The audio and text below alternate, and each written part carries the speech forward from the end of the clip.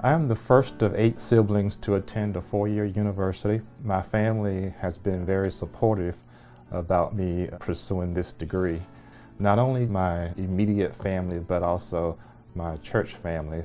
Life was good up until 2011 when I was diagnosed with multiple sclerosis.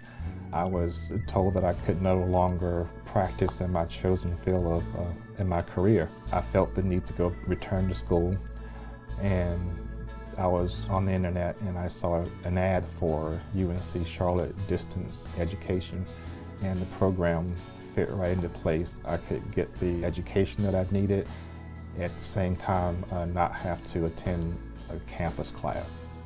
At this time, I completely recovered and there are no cognitive deficits. Currently, I'm able to achieve a 4.0 GPA in my curriculum, and very excited about that.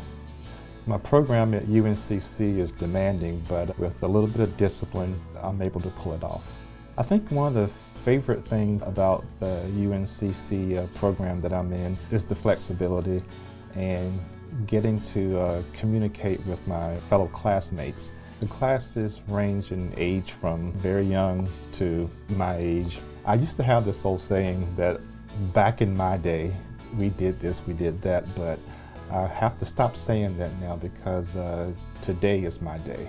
I can take my classroom everywhere I go, just as long as I have a computer. In some of the classes, we have actual live video conferences. On those days, we communicate live via Skype. The program is kind of a hybrid mix. You have reading assignments, but then you get to critique or add to your peers, your classmates' answers. You offer them advice on how they can improve, and then they offer their advice on to how you can improve. The distance education program is challenging, but it's not undoable. I'm scheduled to graduate in May of 2015. At that point, I intend to pursue a master's degree in public health, and UNCC has afforded me that opportunity through their distance education program.